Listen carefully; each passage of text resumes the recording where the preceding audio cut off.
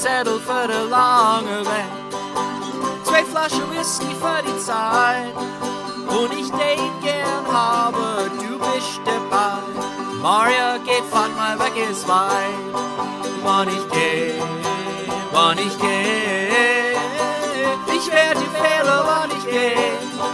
Du sehst nicht, was ich mach, du sehst nicht, wie ich lach. Ich werd dir fehlen, du watsch sehen.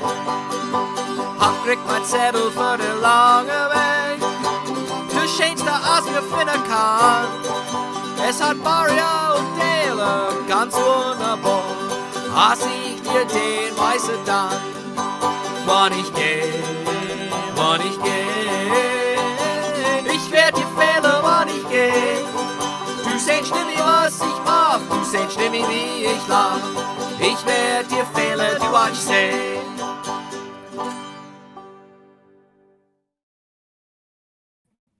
Well, gute Abend, liebe Leid. Good evening, dear friends. Dutchies out there, no matter where you're joining us, and welcome to another edition. It's the August edition of PA Dutch Live, and boy, do we have a great show coming at you tonight.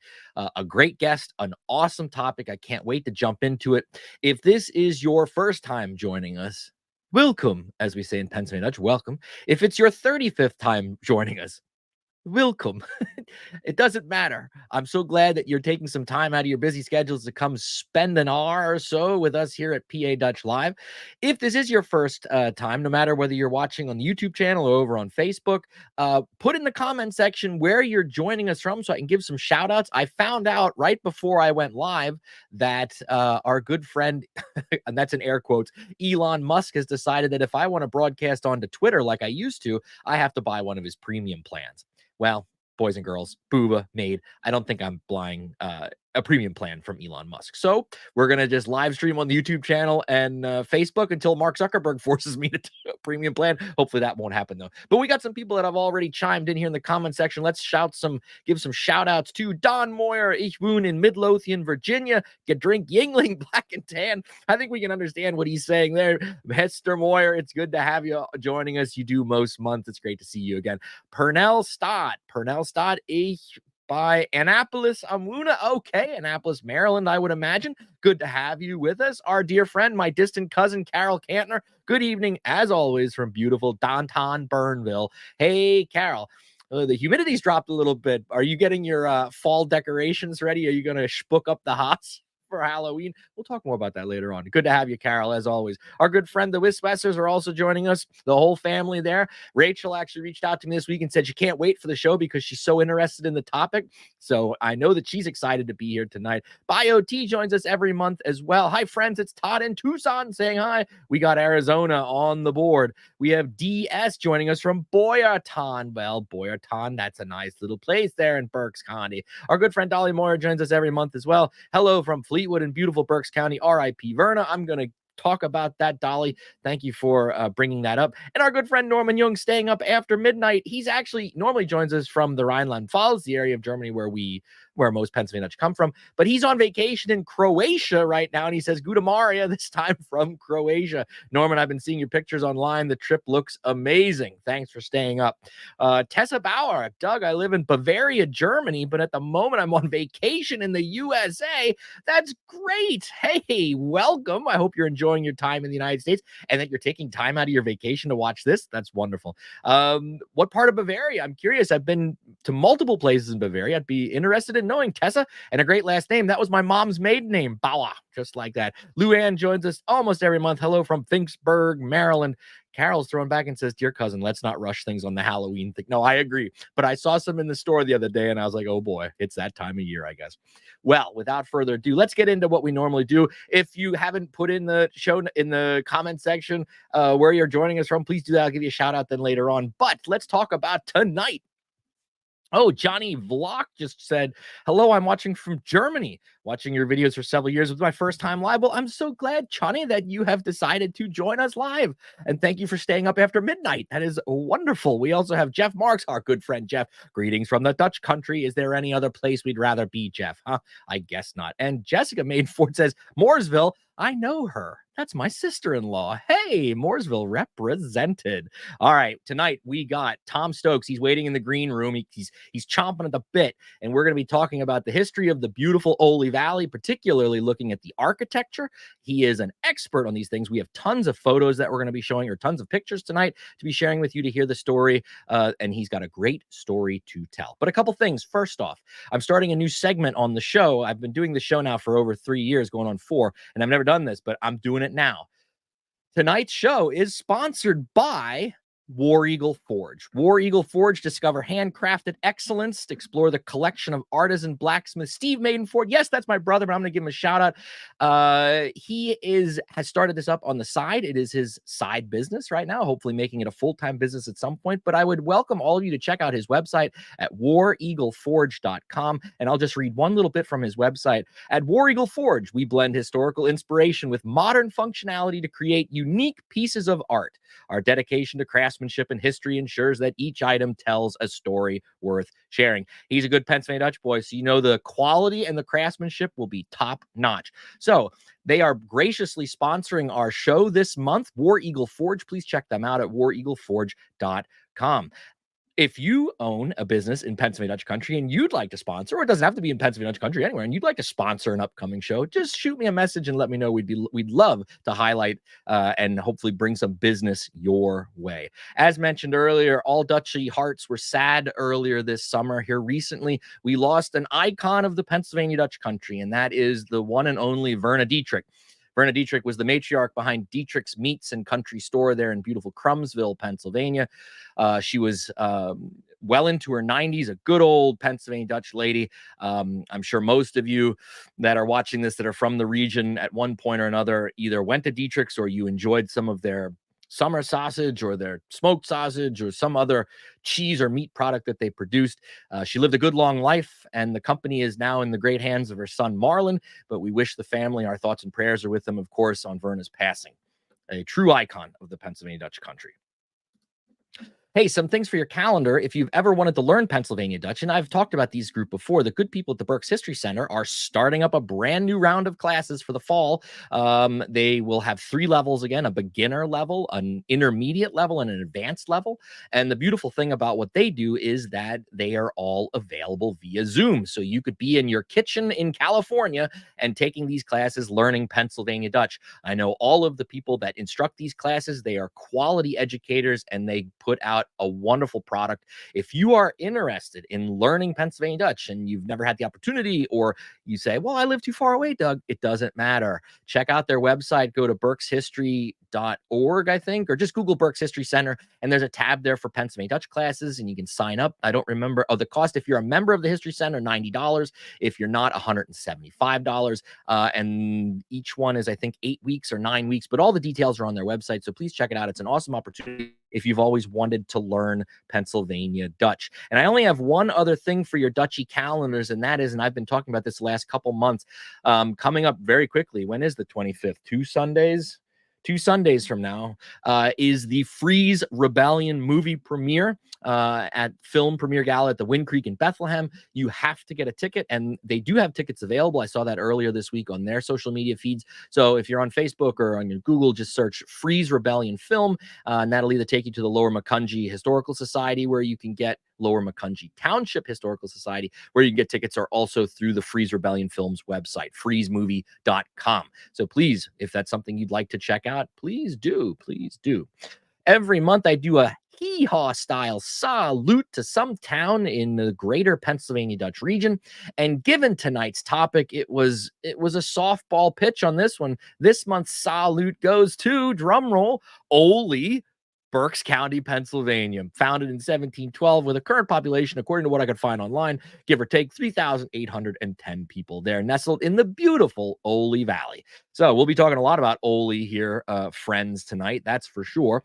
And without further ado, let's get into it. Tonight, we welcome Tom Stokes, who's going to be telling us all about the Oley Valley and the architecture there behind and the history there. So let me bring Tom in. Tom, hello. Hey, Doug. How you doing? Hey, I'm doing well. Welcome to PA Dutch Live. I'm so glad that you decided to do this with me this month. And I know that a lot of us are really looking forward to this talk because some of us have deep ties to the Oley Valley. I'll share with everybody before Tom starts. I am a descendant of some of the original families that settled the Oley Valley on my paternal mother's side of the family, the Hoeks, which is one of the first families there. But I also have relatives in the Turks and the Levans, all these old Oley Valley names. So I'm super interested in this topic as well, given that my forefathers and foremothers lived there. But Tom, tell us a little bit about yourself real quick so we can get to know you. Are you Pennsylvania Dutch? What's your Pennsylvania Dutch connection? Sure. Yeah. So I'm about half Pennsylvania Dutch on my mom's side. And I guess my family had kind of gone away from their Pennsylvania Dutch heritage, but my great grandfather was an antique dealer, and he specialized in Pennsylvania long rifles and Pennsylvania Dutch furnitures, Proctor, all that good stuff. So even though they didn't speak the dialect, they always had an appreciation for the culture. And growing up around that kind of just brought me into the fold. And, spending pretty much my whole life in the Oley Valley here, I was surrounded by Pennsylvania Dutch culture. So even though I'm not 100% Dutchy, I feel a strong connection to my place and the culture of people around me and some of my family. Okay. So the one question I do want to ask you before we get into your presentation is, you're a younger guy. How did you get interested in the history and learning about all of this historical architecture of the Oley Valley? That's not a topic that the average person says, I'm going to start learning about this stuff. So what pushed you to do that? Sure. Well, both sides of my family were always kind of interested in old houses. My granddad moved in the mid 60s and bought an old water powered grist mill. And that was his kind of expertise, was grist mills and milling.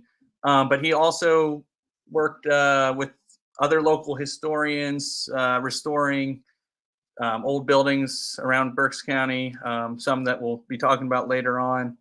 And then my dad also kind of, he's interested in old buildings. And so, I spent my childhood going on tours of house museums and doing that kind of stuff. And, it was something that, as a kid, you're not always that interested in, but it's sunk in the back of my head. And, eventually I was just like, this stuff's pretty cool. Yeah. And so I went to college and I decided to study architectural history. Got a job at a museum in Philadelphia that specializes in architectural history. And, even in my free time, I'm serving on different historical groups and preservation societies and that kind of stuff. So really, trying to make my life about it. All right. Well, you sent me a treasure trove of photos and we have a lot of pictures to look at and for you to talk about. So we might as well jump into it. But for anybody that's not familiar with, maybe someone who's joining the show and never heard of Oley or the Oley Valley or any of that, just to give people a sense of place, this is a map of Berks County, the diamond that is Berks County, and the red shaded area is Oley Township, and that is where the Oley Valley, of course, and the town of Oley is located in there. So in southeastern Pennsylvania, just to give everyone kind of a sense of place. You sent me this old map. It's kind of tough to see on people's screens, I'm sure, but if you could just briefly, like, why'd you send me this map, or what can we gain from this? Yeah, this map, I think it's from the 1856 or 1852 Atlas of Berks County, and it shows not just Oley Township, but Amity Township, Exeter, and if you look around the edge of the colored section, you can almost kind of see the mountains, the ridges, and you can basically make out the form of the Oley Valley. Now, the Oley Valley pretty much encompasses all of Oley Township, but it also kind of stretches down to, at the bottom, that kind of delineated markers, the Schuylkill River. So that's kind of the bottom edge of the Oley Valley. So even though, Exeter, Amity, they're separate townships, they're still, could be considered part of this greater Oley Valley. And then above, not shown on this map, but we would have Pike Township, Earl Township, Rockland, Ruska Manor, Alsace, all those places. They usually call them the Oley Hills, but very strong connection to the Oley Valley. And historically in time, this area was settled when by Europeans. So, okay, the earliest settlers down at the Schuylkill were actually Swedes. And then Holland Dutchmen, but around, like you said, I think earlier, 1712, which is early for Pennsylvania Dutch immigrants, they started flooding into the Oley Valley. There were some Quaker settlements, but it was mostly Pennsylvania Dutch people. And like, you said you had ancestors from Oley Valley. I think that's pretty common in the whole greater Pennsylvania Dutch world, because this was such an early settled part of Pennsylvania Dutch country. A lot of people can trace their ancestors back to this Oley Valley. And on this map, I know it's like you said, it's hard to see, but there's a lot of writing. All the writing on there is different local names of families from the Oley Valley. And if you saw the names, you would recognize them as names that still are very prominent in the valley. Some even living in the exact same place or within a quarter mile of where they're stone's throw. Yeah. All right. So you sent tons of pictures here of buildings, barns, houses, grist mills. Let's jump into some of these. Yeah. Okay. So I guess the way I'm going to kind of tell this story is through architecture. That's both my interest, but I think it highlights an aspect of the Pennsylvania Dutch country, and it's kind of the most strong aspect of material culture that still exists in the Oley Valley. And if anyone's, whether Pennsylvania Dutch or not, they drive through the Oley Valley, they say, wow, this is a pretty place. This is a nice looking place. And it was always attractive because of it had good farmland. And so like, I know someone on the show's last name is Bauer.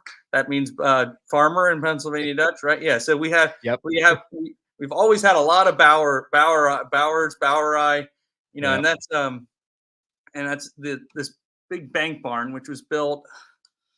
It's still standing. I think it was built in the late 1700s, but that's a testament to how great the farming was in this area, that they could build these big barns, and they built big stone houses. So I just want to get started off with this picture because it shows this kind of agricultural heritage that is still very, very prevalent in Oley. And I think one of the determining factors that has kept Oley so historic and so Pennsylvania Dutch is that farming continues to be a strong part of the economy. Okay, here. This is the Bertolette Herbine cabin. This cabin is pretty much it exemplifies kind of the first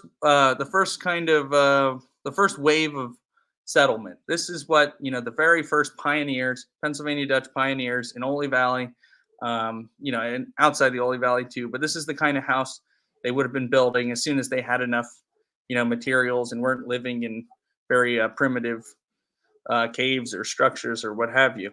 So some things to point out: it's log construction. There were plenty of trees around here. They were doing a lot of clearing early on, so they had lots of wood to turn into buildings.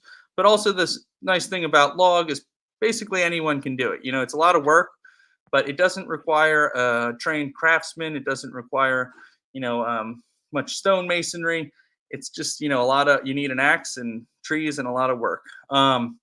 Another thing to point out, the location of the chimney. That I forget, there was one traveler in Pennsylvania coming from Europe, and he said, when you're going through Pennsylvania, the way to tell a German's house versus an English house is where the chimney is. If the chimney is somewhere in the middle of the roof, that's probably a German. If it's at either end, it's probably an Englishman. So this chimney being in the center of the roof delineates kind of the floor plan of the inside of the house. So it would have a big cooking hearth on the kitchen side, and then on the other side of that hearth, there would usually be a jam stove. Oftentimes cast iron, sometimes maybe some kind of clay or earth material, or tile even, but usually cast iron. and that would heat up the stove room. And it was, a very smart kind of German ingenuity, because a cast iron stove uses less wood, it retains better heat, you're not losing as much heat right up the chimney. Benjamin Franklin, not always a big fan of the Pennsylvania Dutch people, but he thought that their idea of this jam stove was pretty darn smart. The last thing, I'll point out on this one is the kick. It's very hard to see, but if you look at the edge of the roof, there's a slight kick. That's a feature in early Pennsylvania Dutch houses. It helps, a steep roof that with a kick like that helps shed the water, the rain, snow, whatever, away from the foundation and the wooden walls, keeps it from rotting a little bit.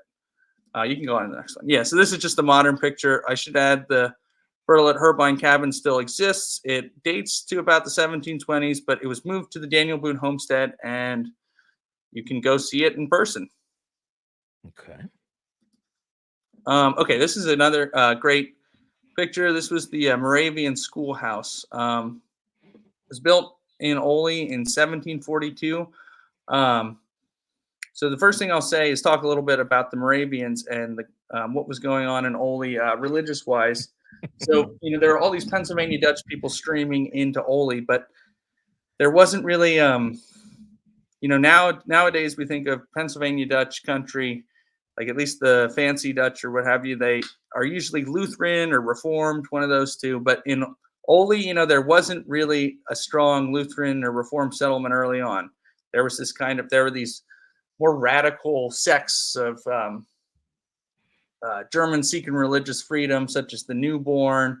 The founder of Universalism, George de Benneville, he settled in Oley. The Moravians came through. There were Mennonites, a whole variety of people of religious backgrounds. And to some of the more highbrow churchmen, they thought Oley was kind of this wild, lawless, religious, lacking all kinds of religion, and just not a very good place to be if you wanted to be a God-fearing man. But another thing I'll point out about the Moravian schoolhouse is it is half timber architecture. We know of at least one or two other buildings in Oley from the colonial period that were half timber. The Moravian schoolhouse existed till the 1950s, but it was torn down because of its deteriorating condition. But if anyone's ever been to Germany or Central Europe, we see half timbering all over the place. And certainly there was some, more half timbering in southeastern Pennsylvania in the 18th century, but a lot of that has either been covered up or torn down. So I just thought this was a good example of vernacular architecture from the 18th century that has not really survived into the modern day as much as the stone or log houses. Okay, here's another early cabin that still stands. This is the Bertollet cabin, built by I think Abraham Bertollet in the 1730s. So like I was saying early on, they started building with log. Eventually, once they got a better standing, later in the first or second or even the second generation, they started building houses with stone. Stone's going to last much longer. It gives a, appearance of kind of a more well-to-do person.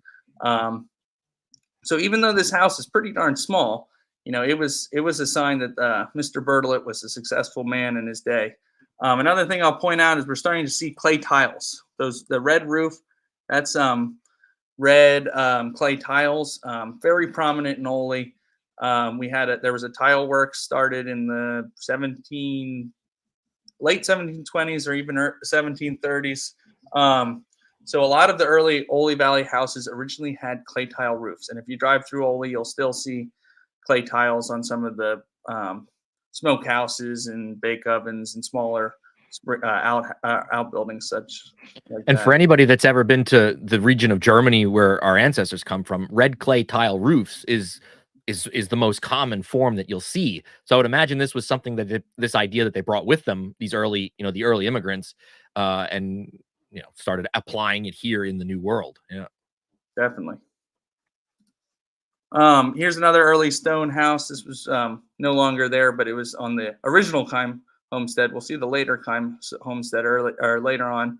But again, it just shows, even it's a small building, not much bigger than that log cabin we saw earlier, but it's built with stone, has the chimney in the center.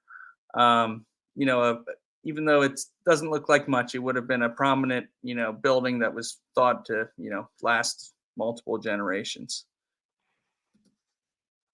So here's the later Kime homestead. I said that the last one was built by his dad, Johannes Kime, the first Kime in Oley. This is the Jacob Kime homestead, built in 1753, I think. And this is, what I would call the typical mid 18th century Pennsylvania Dutch mansion. It's a big stone house. It's got it originally had a clay tile roof. Now it's just a sheet metal roof, but it's got a what we call a pent roof going on the front here, and that there's one on the roadside too, and that's got clay tiles. It's even got a balcony and a doorway on the second story. And it's kind of hard to see, but if you look above the windows, there are these segmental arches made out of bricks, and that's a very typical feature in the Oley Valley from this, 1750s, 60s, this time period.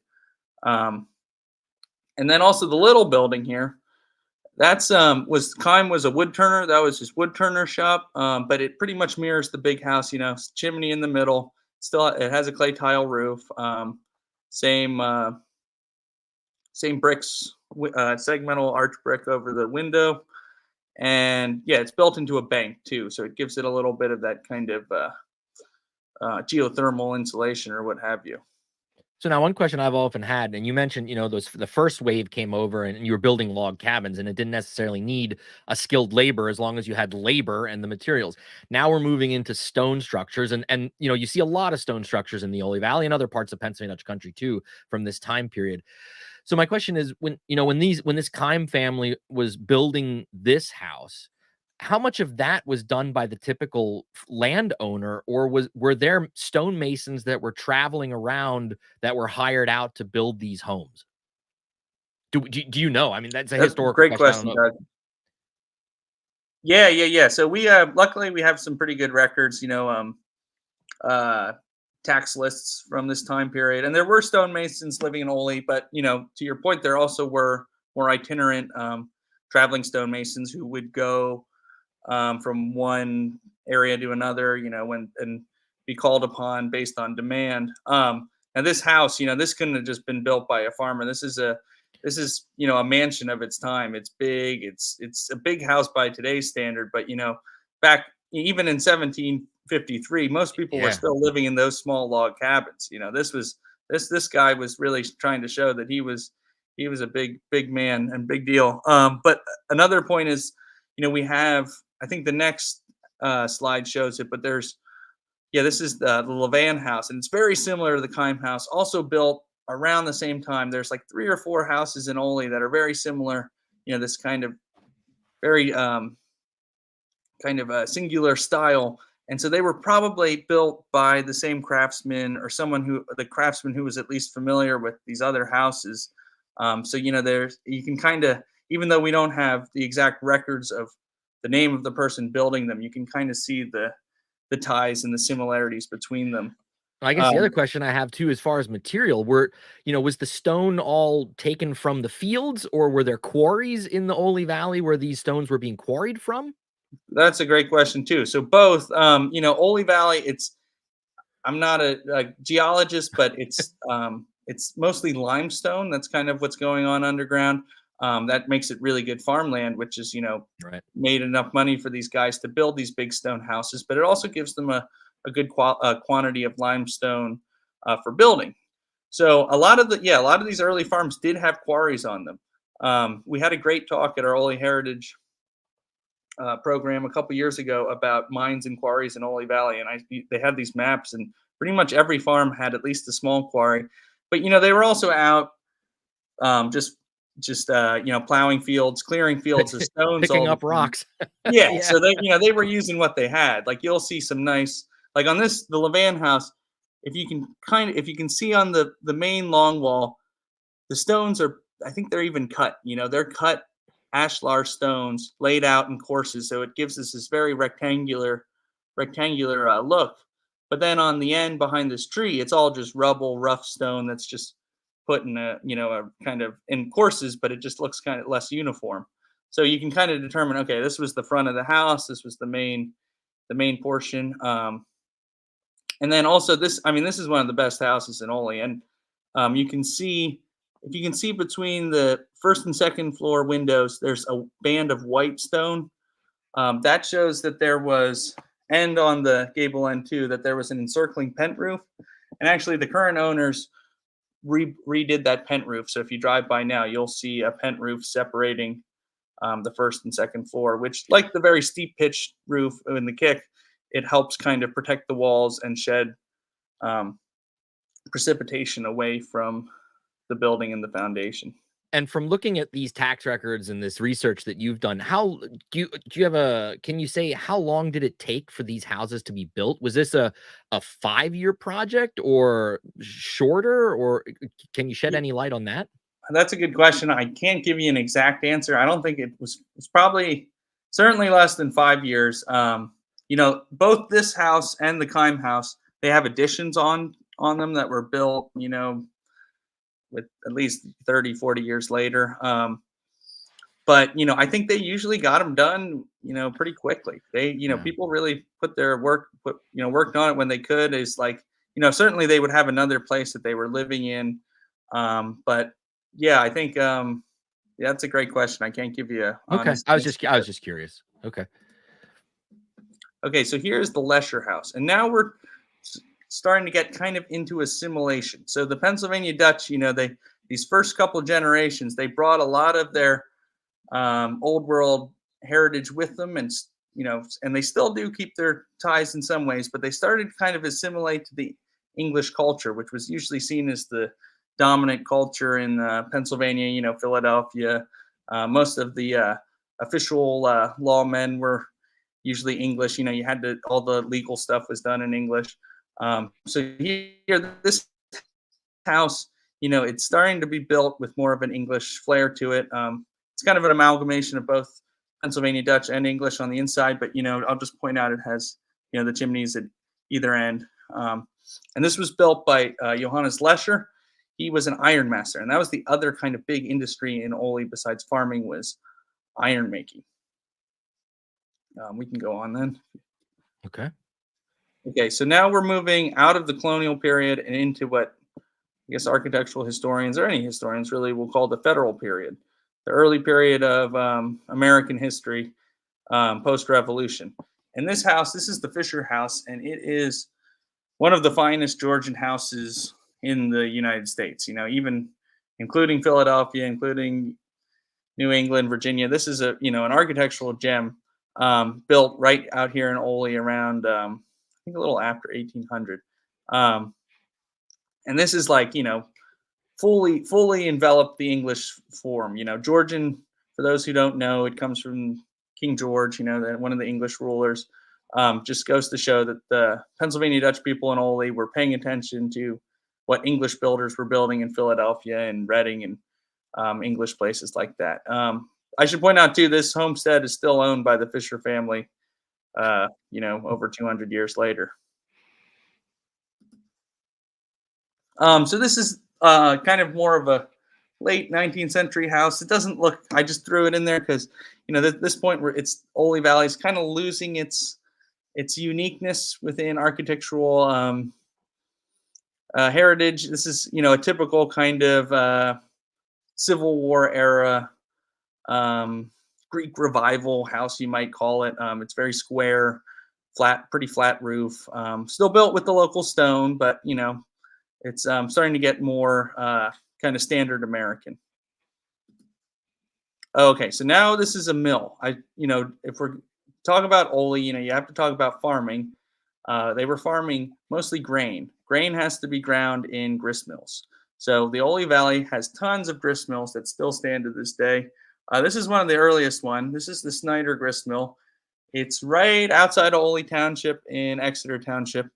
This is a slightly older picture. The guy who owns it has done a great job taking care of it and restoring it. And I have to say, it looks even better in person today than it does in this picture. But it shows a mill, a typical mill of the pre-revolutionary era. You have very asymmetrical windows, kind of showing different areas within the mill where the different millstones would be, the water wheel, what have you. Medium-sized building, not too big. The mill's got much bigger, as we'll see in the next slide. So this is the Bieber mill, or the Nab Bieber mill, really. It's built by the Nab family and run by the Biebers as a mill well into the 20th century. Excuse me. It was built, I think, around 1804, 1807. There's some people who claim it was built by the same craftsman that built that Fisher mansion we saw earlier. And if you look, it has similar styles. It has that kind of Georgian front entranceway. It's got a gable end pent roof on the gable end, separating are broken up by the top mill door.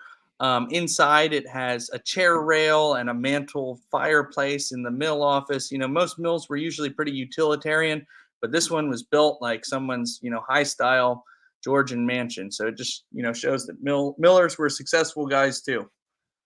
I just have one question. I was going to ask this later, but I'm going to ask it now. Why do you think so much of this architecture has survived? Why has Oley been so good at maintaining these properties when a lot of other Pennsylvania Dutch regions, and I just think just outside of Oley, you get up towards Kutztown and Fleetwood and up into northern Berks County that had homes just like this, or had similar stone farms and things like this. They didn't do as good of a job as maintaining them for lots of reasons. But why do you think Oley has done why is Oley different in that sense? Yeah, that's a great question, Doug. And I don't want to knock Fleetwood or Kutztown or any of those places because they're doing their thing. But Oley, you're right. We have a surprisingly healthy amount of old buildings that still look, pretty much unaltered. And historically, I think a big part of that is a lot of these houses, they stayed within the same families, like the Fisher farm, it's still in the same family, and the Fisher family is still very proud of their farm and their farmhouse. The Hochs, your Hoch ancestors, that farm stayed in the same family until 10 years ago. 300 years. Yeah, right. About 300 years. Yeah. So that's I think that, having these deep roots, and I didn't put any pictures in it, but but every one of these farms pretty much has a family cemetery on the farm. Most of these farms predated the churches. So the family members were buried there right on the farm. And sometimes people still get buried on the farms that their family don't even own, but they're literally putting their roots into the ground right there. But more recently, there was efforts by local people in the Oley Valley recognizing the importance of the architecture, the farmland, all that good stuff, and realizing that, America was changing, things were getting developed, people, farms were getting sold, torn down, whatever, so they realized that Oley was an important place, and they actually worked really hard to get the whole of Oley Township recognized as a National Historic Landmark, or a national, it's a historic place. It has legal recognition as, by the United States as being a very historic cultural place. And it's also, a very, it's like an agricultural security place too. So that kind of combination of the cultural heritage plus the agricultural need for places like the Oley Valley has kept it as it is in recent years. I mean, it's to be, everyone down there is to be lauded for these efforts, because as you said, you don't have to drive too far from the Oley Valley and you'll see these mega warehouses that are taking hundreds of acres of farmlands and these beautiful old stone farmhouses being torn down, and even the ones that still have family cemeteries. We've talked on the channel about the Kemp family cemetery and how they were legally fighting to save it because of construction. And I applaud applaud the Oley Valley and the people living there for making that, because that's a hard decision. People could have made a lot of money, developing land and things like that. But in my opinion, they made the right choice, and I'm glad that they did. Absolutely. Yeah, and I think there's a lot to learn from people like Oley can be a good prototype, a good teaching tool for people in other historic places. Yeah. So now we're just gonna jump around a little bit for the last part here. This is the Drucke cabin, so another one of your ancestors. It wasn't built as a settlement cabin. It wasn't built as a big farmhouse. It was just built for Isaac Drucke and his wife. When they retired and moved out of the big farmhouse, they wanted a nice little retirement quarter. So they built this house, which to me looks straight out of like Hansel and Gretel or something. It's a really Yeah. cute little house. It's got clay tile roofs. It's got a door in the attic, if they want, and if they want to store some grain up there. And then I'm sure know about this, these birds, Doug. But even on the bottom floor, they have Elbadriches painted on the doorway, and that's why I put in that picture there. And yeah, so this is from the Pennsylvania Dutch folklore culture aspect. We've talked about the Elbadrich before, and this tradition of hunting Elbadrich, which is something that we brought over from the old country. And as far as I know, and I've been talking to Patrick Dunmoyer about this up at Kutztown, these images that are on this door are some of the earliest known images of Elbadrich in the United States. And somehow they've been able to stay on this door, and time and weather and whatever hasn't erased them. And it's truly, truly unique, because a lot of times you would see these, you can find them in barns, but to find them on a house is a little different. And these are, they're so primitive and so raw. It's tough to see in the picture, but it's so cool that these exist and that they're still here. It proves that we've been doing these Elbadrich thing for a long, long time. That's another thing too. So I always think it's so cool to show this picture. Yeah. Yeah, and if you want to come and see them in person, contact me. We still have them right there. They're faded, but you can still see them. So a property like this that no longer is owned by a family, and I'm sure there's more than one property like this in the Oley Valley. Is there a trust or a group that maintains these properties, or how does that work? Yeah. So this is an interesting one, because this building is actually under a long-term lease from the Gottwals family, who owns the Drucke farms right next door there, and have a big trucking business. But they were, great stewards and very generous to lease this building to the Berks County Preservation Trust. Okay. The Berks County Preservation Trust, they own the Keim Homestead, which we saw earlier. They have a bunch of houses down in Douglasville and that kind of early Swedish settlement part of Oley Valley, Berks County that I talked about earlier. They have the Hottenstein House up by where the warehouses you were talking about, near Kutztown. So they're the group. We maintain these buildings.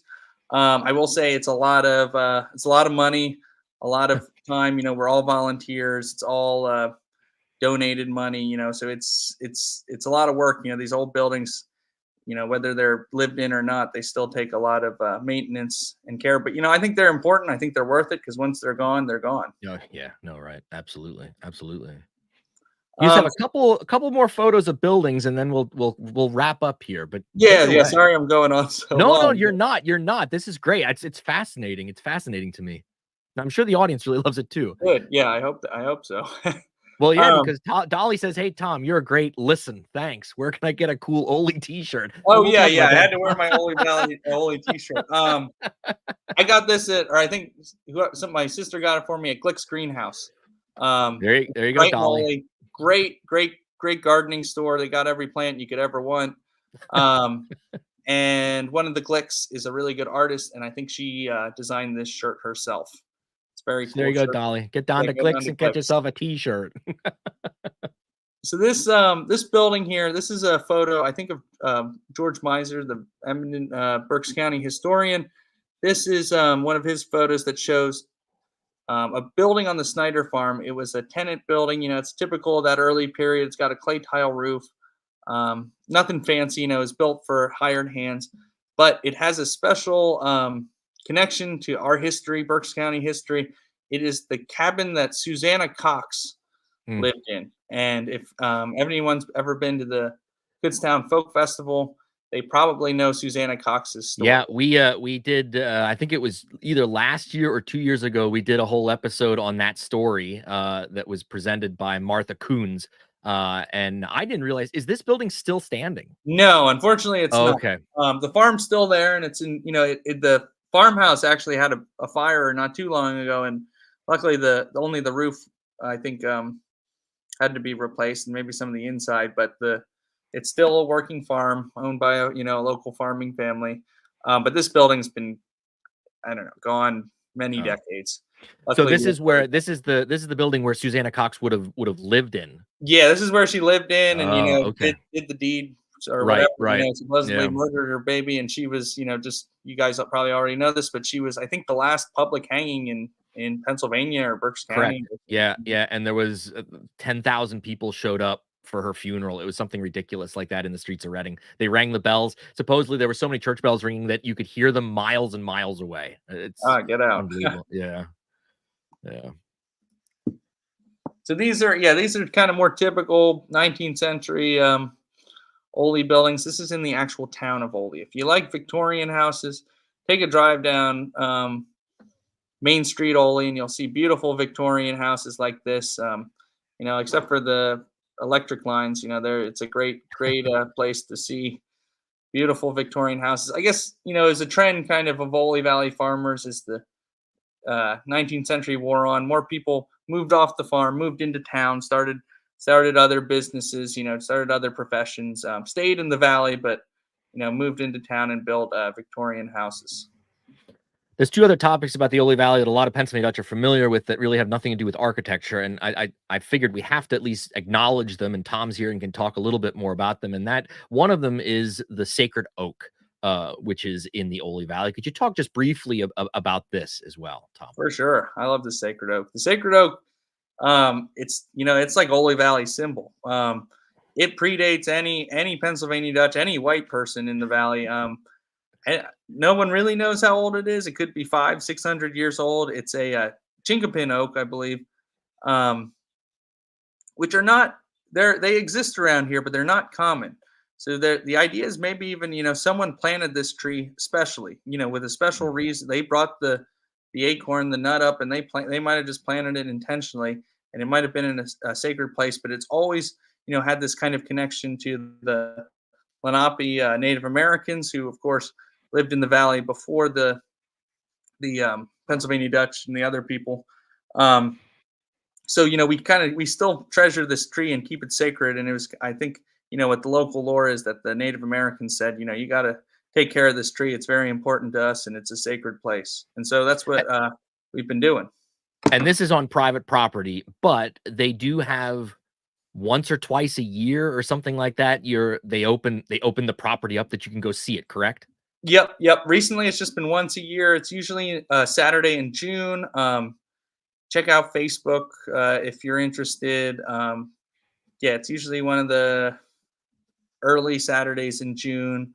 They open it up. The owners graciously let everyone tour it, hang out around the tree. We usually get a couple hundred people there hanging out. It's a good time. Yeah, come check it out. So the sacred oak. And the other, probably the most iconic, for me at least, besides the Susanna Cox story, I think the most iconic person to come out of the Oley Valley has to be Mountain Mary.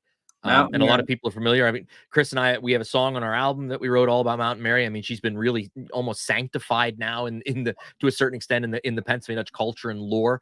We have these two pictures, and I have one other picture that you sent me. If we could give the real quick, I know this, we're not doing her justice. We'll have to have a whole episode just on Mountain Mary at some point in the near future. But if we could give like the elevator pitch on who is Mountain Mary and the how and why connection, what's the connection to the Oley Valley? Sure. Yeah. So Mountain Mary, I'd have to defer to folk historians who know much more about her than me. But the elevator pitch is she was Pennsylvania Dutch immigrant, a kind of a folk healer. She was someone who really knew kind of pre-Enlightenment medicine techniques. She knew what plants were good to eat when something ailed you. She could take care of all kinds of things, and she lived up in the hills around Oley in Pike Township, not too far from where I'm sitting right now. And she was, famous for miles and miles for being this folk healer. And I'm sure you probably talked about this on your show, but it harkens the connection to the Blohbariyer, the Yeah. powwowing, the Pennsylvania Dutch Mhm. kind of folk magic element that Yeah. is mostly died out in Oley. It's a shame. I've heard of old people talk about it, but it's not something I never really got to witness. Now her house is still there, and her grave is marked by just a simple stone, but Which is there that's the picture on the right, correct? Yeah, her yeah, grave. But her farm still the property still stands in Oley. You threw this picture, sent yeah, this picture to me. yep. So the house itself, I think, was built after Mountain Mary, but the spring house dates to Mountain Mary's time. And I don't know how old these logs are, but I think it's a cool photo because it shows um, these kind of carved out logs that transported water from the spring down to the spring house. It's like a little man-made waterway. So I don't know if maybe that Mountain Mary inspired them and they kept rebuilding these log channels afterwards. But I just thought it was kind of cool. It really shows you know Ingenuity of the the Pennsylvania Dutch ingenuity and too. the Yeah, mountainous. yeah. She was more of a mountainy kind of type of girl. But yeah, that's Ye about all I know about Mountain Mary. Yeah, I mean, if you wanna learn more about Mountain Mary, there's multiple publications out there. The Pennsylvania German Cultural Heritage Center at Kutztown University just Yeah, last year did a great very example. large exhibition on her life, and they invited artists to reimagine Mountain Mary. There was a really nice display at the Folk Festival this year in Kutztown as well. So, I mean, her spirit is 100% still living on among the Pennsylvania Dutch. Like I said, she's almost been sainted by us in this sense, like she was this sainted healer, and it's a really cool story. And I got to find out who's the number one historian out there that could tell that story to have on the show. So Tom, if you know anybody in the Oley Valley that you would recommend, please let me know. But I Yeah, mean, we looked at a that's a lot of cool thing. photos. Anyone that's ever driven through the Oley Valley, you are right. It's unique. It's beautiful. It's geographically it's beautiful. The landscape is beautiful. These rolling hills, the farmland, and then you have these beautiful old works of art, houses, Yeah, barns, spring houses, grist mills. And again, kudos, tip of the hat to everyone there in the Oley Valley that takes this so seriously and has helped to maintain these places. Is there a group? I know you already mentioned that one group. Is there another group you'd like to give a shout out to, that if anybody's really interested in helping preserve these homes or these properties, where would you direct them to go? yeah. So there too. I already said the Preservation Trust of Berks County. I should also mention the Oley Valley Heritage Association. That's our local history group. We don't have any museum, or we don't live in an old building or anything, but we have a lot of old photographs. That's where some of these photos came from. And we're just a group of local people who are interested in the valley's history. And we're always looking for new people to get involved. Help with research, whatever you need. Um, there are some other groups I should throw out too. I think the Berks County Graveyard Association. I mentioned Yeah. those family graves. They're a really great group of people who work tirelessly on Yes, they preserving do. all these graveyards. Um, and this isn't so much related to the architecture, but it's definitely related to the culture. The Oley Valley, the Oley Doll Versamling. We still have a Versamling here in Oley. This year it's happening November 23rd, which is a Saturday, I believe. Our speaker is Brad Smith, one of the Ah, teachers of the Pennsylvania Dutch dialect from the Berks History Center. So I know he's yep. going to give a great presentation, and Yeah, he's been a guest on the show before. He's a good call, as we say in Pennsylvania Dutch. He's a great guy. Yeah, yeah, absolutely. and we're welcoming speakers, non-speakers, Dutch people, whoever. If whether you just want to have a good meal and hang out, that's fine. Yeah. We're going to have stuff in English, stuff in Dutch. It'll be a great time. And everybody on the people on the YouTube channel and on the Facebook page, I will, as soon as I get that information, I will let everybody know about, you know, when, where, time, how to get tickets, all that stuff. You just let me know that information, Tom, and I'll pump that out for you guys. It's a great event. I've been to the Oley Valley in the past. It's a wonderful event. And like Tom said, you don't have to speak Pennsylvania Dutch to go. It's a very warm, welcoming environment for the people that can speak Dutch, but it's also very warm and welcoming for people that don't speak Pennsylvania Dutch. So don't let that keep you away from an event like this. So just want to give you another shout out for that. Tom, it's been an absolute pleasure. You are a wealth of knowledge. I'd love to just get in a car and drive around the Oley Valley with you, and maybe we can make that happen sometime and shoot some videos down there. But thank you for all the work that you do in keeping these stories alive for future generations, and for all of us that have driven around and looked and said, well, that's a pretty nice house. I wonder what the story on that is. And you gave us a lot of things to think about. And also what I love about, when we have a talk like this, I don't know if I'm going to speak for the audience here, but you've given me just a little couple of things to think about whenever I'm out driving around seeing these old homes. Oh, that chimney's in the middle. It's a Dutch house as opposed to, on the gable ends. So it's just little things like that people never, most people don't realize why or what, now people, thanks to Tom. So Tom, thanks so much for coming on the show. If you have an idea for another topic that we could have you on again in the future, do not hesitate. I'd love to have you back on. And so you can share some more knowledge with the people watching here on the YouTube channel. So thanks so much, Tom. And I look forward to seeing you sometime soon, hopefully down there in the Oley Valley. Yeah, great. Thanks for having me, Doug and Mox. Right. Hey, Mox Good. Hey, everybody. How about that? What a wonderful presentation. It makes me just want to get in the car and go to Oley. I'm sure you guys too. And you can stop at the Oley Turnpike Dairy and get yourself some good ice cream while you're down there too. There's a lot of other cool things to check out down there in Oley. Go to Glicks and get yourself an Oley t-shirt. But definitely check out their stuff. There are groups on Facebook that deal with some of this old architecture as well. And I'll try and post some links to some of those groups in the future. But we're moving right along here, people. We're running a little long, but that's great because that was top notch tonight. Top notch. Every month I bring something in the Pennsylvania Dutch language to all of you, usually a poem, and I'm keeping with that tradition. This month we have another poem by one of my favorite poets. We've been really focusing a lot on Salli Holsbuck lately, who lived from 1871 to 1939. He's just such a good poet. So here is his, let me pull myself out here. Here's his poem, Drucke Wedder, which means dry weather, which for most of us, that was this summer, sadly. So the Pennsylvania Dutch is on the left, the English is on the right. I'll read the Pennsylvania Dutch. You can follow along in whichever language you feel most comfortable. Drucke Wedder. Es gibt kein Welsh kan, I declare, die krapsen aufgebrennt. Ma kan net bouweren unorea, es war net no intent. Doch was so drukke do im land, du lieber Grund die Kaps, sind aufgedat auf alle Hand, ma falle hässlich Katz. Und all der Drubbel, I declare, kommt von dem Drucke Wedder. Ma kan net bouweren unorea, es gibt gleich Ariets Wedder. So there we go. A little bit of Pennsylvania Dutch poetry from the good old Salli Holsbuck. There you go. And it was a dry summer, although the last couple of weekends we've been getting rain, but a little too late. My potato crop, people, my potatoes were 25% of what they normally would be. Unacceptable.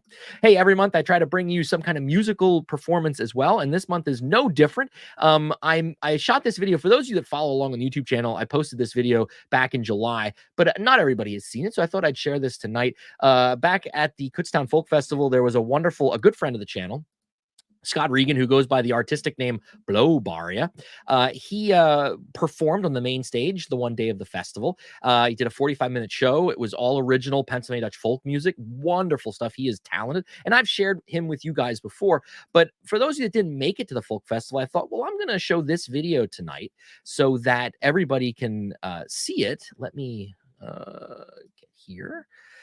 And hopefully you'll enjoy it. So I turned this performance into a music video with photos that I shot at the folk festival and some other side videos. So without further ado, enjoy the Blohbariyer, that's his artistic name, and his song Unser Bariyer.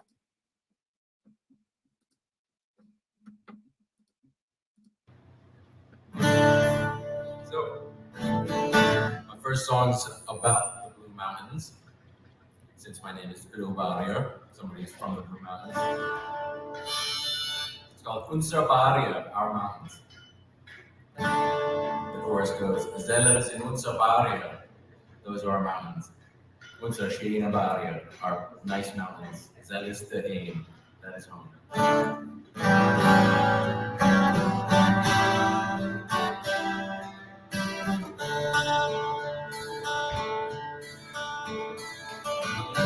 Zellers in Unser Bariyer, die werden auf der Zeit Maria, ihrer Sicht blind und salzam, und wäsch noch durch, Blumen sind entstanden. Die Kittel-Tilly, hätten sie gehießen, schon vor langer Zeit. Ohne die endlosen Bariyer, die Natur, ihr Geschöpfe und Steiche Leid. Zellers in Unser Bariyer.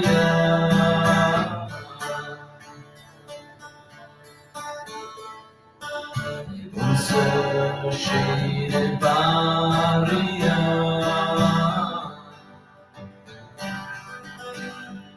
Zell ist der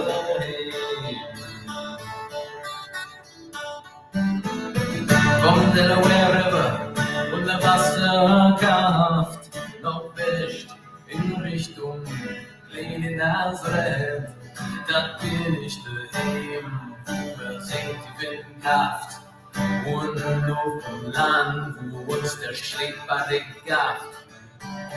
Das sehen die Berge wie Buffaloes aus, am Renner, ja Richtung Himmelreich. Aber sie kommen in die Naris voran, sie bleiben für ewig da und Fischbrei, wir sind doch reich.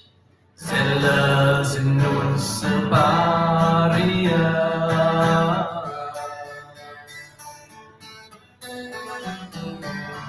Unser schöne Bariyer. Zell ist der Himmel.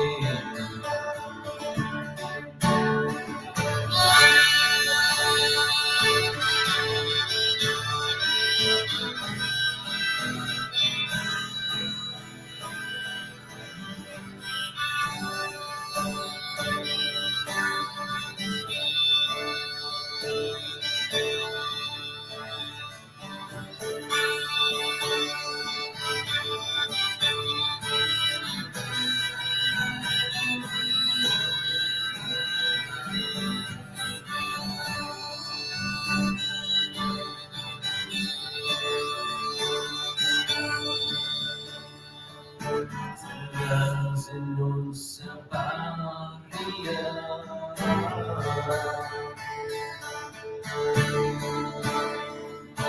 Unser schöne Bariyer. Zell ist der Himmel. Sind sie blau oder sind sie grau? Unser schöne Bariyer sind für immer da. Im Winter sind sie morgens mit Schnee gekrönt. Man vom River der Bariyer viel stärker Wind blust. In der warmen Zeit sind sie grün oder weilig, weil die kann nur sehen, so frei, so riesig. Denn sein Reich ist alles, was mir keinen Sinn macht. Solange die Bariyer da sind, nehm ich bloß keine Nacht. Zellers in Unser Bariyer.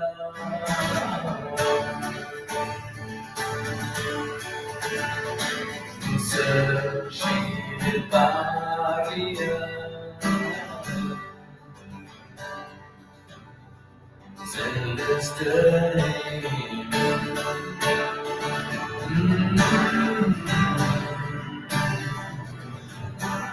Zell ist der Himmel.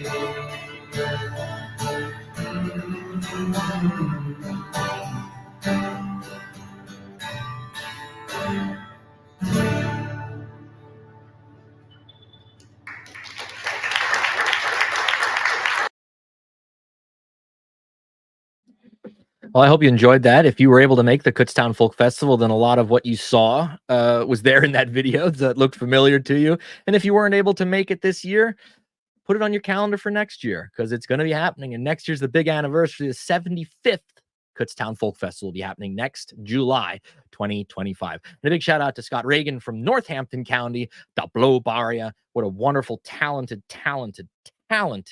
musician, to say the least.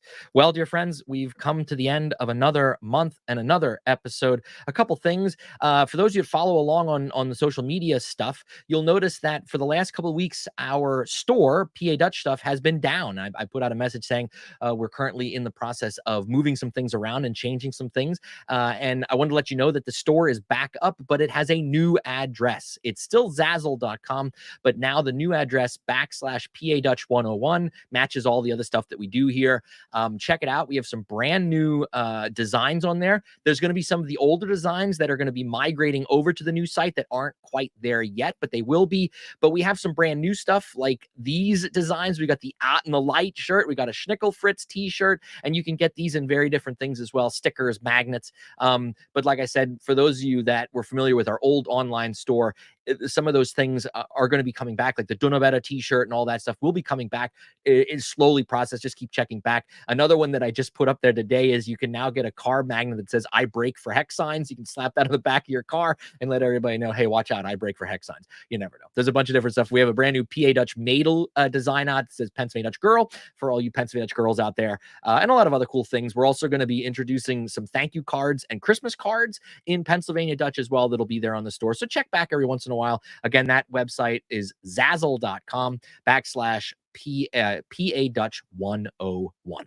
Also, if you like what we do here and you'd like to financially contribute and support the channel, you can buy me a coffee at buymeacoffee.com /Doug Maidenford, or you can become a monthly patron on Patreon. As I mentioned at the very beginning of the show, the channel and everything is brought to us by our good patrons, these people that have signed up for as little as $1 a month to be a patron here for PA Dutch 101. Or if you would like to, if you know a business that would like to sponsor a show like the War Eagle Forge did tonight, you are more than welcome to do that as well. Just let me know.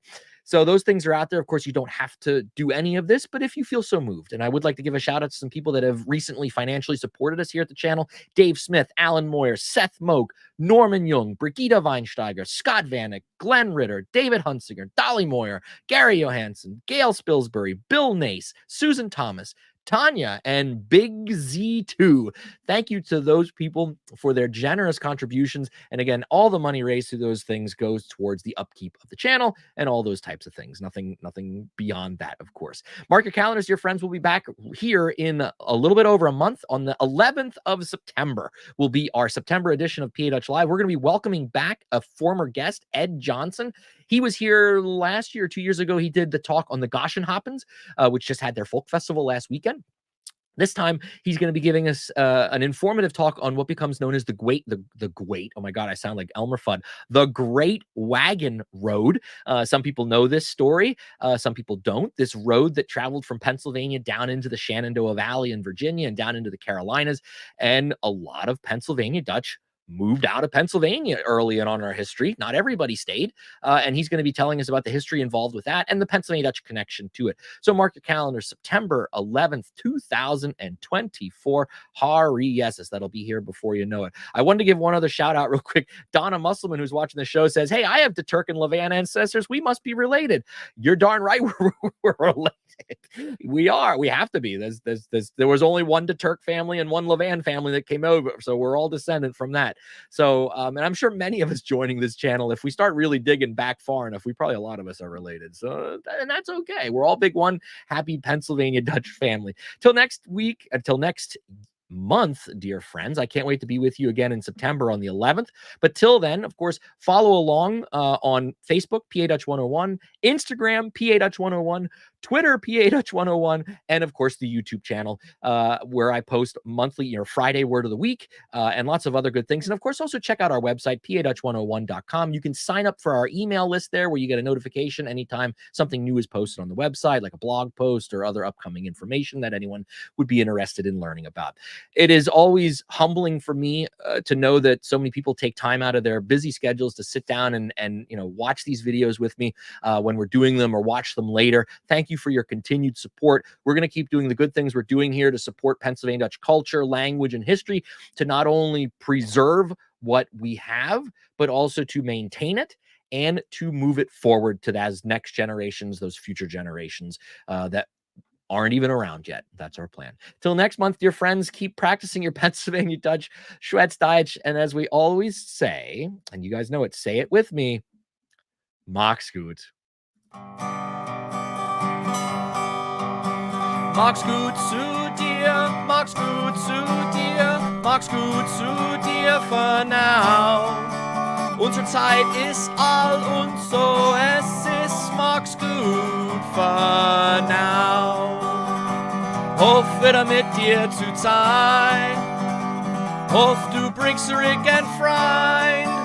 Mach's gut zu dir, mach's gut zu dir, mach's gut zu dir for now. Unsere Zeit ist all und so es ist, mach's gut for now. Hoff wieder mit dir zu sein, hoff du bringst zurück ein Freund. Und so mach's gut, lieber Freund, mach's gut.